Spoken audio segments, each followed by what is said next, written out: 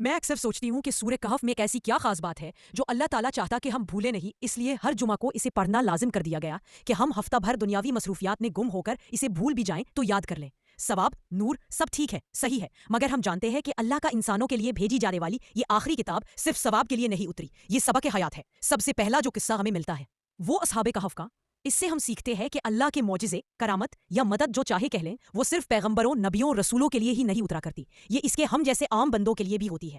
کہف والے نوجوان کون تھے؟ وہ نبی نہیں تھے، نہ ہی رسول، وہ عام ایمان والے تھے جو میرے اور آپ کی طرح۔ تو دل کا یقین دلائیے کو اللہ اپنے عام میرے اور آپ کے جیسے بندوں کی مدد کے لیے بھی کائنات کے نظام کو بدل سکتا ہے، وقت کو روک سکتا ہے۔ دوسری بات یہ کہ وہ عام بندے تھے، ایمان والے، مگر وہ اپنے ایمان کی حفاظت کے لیے اٹھ کھڑے ہوتے، ہاتھ پر ہاتھ دھر کر نہیں بیٹھے۔ مگر اس میں غور کرنے والی بات یہ ہے کہ اللہ کہتے ہیں القرآن سورہ الکہف آیت نمبر 13 ترجمہ، ہم ان کے حالات تم سے صحیح بیان کرتے ہیں۔ وہ کئی جوان تھے جو اپنے پروردگار پر ایمان لائے تھے اور ہم نے ان کو اور زیادہ ہدایت دی تھی۔ آیت نمبر 14 ترجمہ، اور ان کے دلوں کو مربوط یعنی مضبوط کر دیا۔ جب وہ اٹھ کھڑے ہوئے تو کہنے لگے کہ ہمارا پروردگار آسمانوں اور زمین کا مالک ہے، ہم اس کے سوا کسی کو معبود سمجھ کر نہ پکاریں گے، اگر ایسا کیا تو۔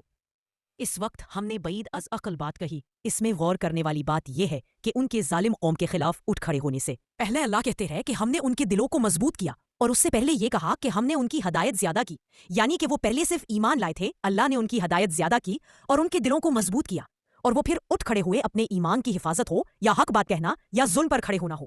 اس کے لیے جو قوت چاہیے دل کی، جو مضبوطی چاہیے، وہ اللہ سے ہی ملتی ہے۔ مضبوط ارادے مضبوط دل سے بنتے ہیں، دل ہی کمزور ہو تو قدم لڑکھڑا جاتے ہیں، انسان حوصلہ ہارنے لگتا ہے۔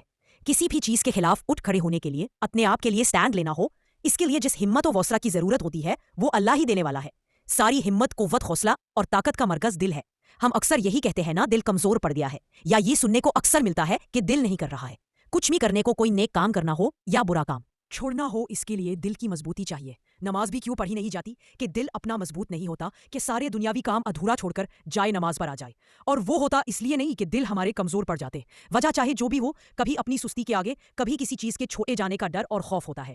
ہمارا دل اتنا مضبوط نہیں ہوتا کہ ہم اس سستی، ڈر، خوف یا کوئی اور وجہ ہو اس پر غالب آ جائے، تو دل کی مضبوطی اللہ دیتا ہے، اور دل مضبوط ہونے سے پہلے ہدایت زیادہ کرنے کی بات آئی ہے۔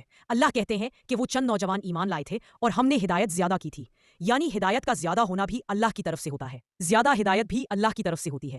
اے اللہ، ہم ایمان لائے آپ پر، آپ کی کتابوں پر، آپ کے رسولوں پر، آپ کے فرشتوں پر۔ اللہ، ہمارے لیے ہدایت کو زیادہ کر اور ہمارے دلوں کو مضبوط اور مربوط کر، جیسا آپ نے اصحاب کہف والوں کے لیے کیا تھا۔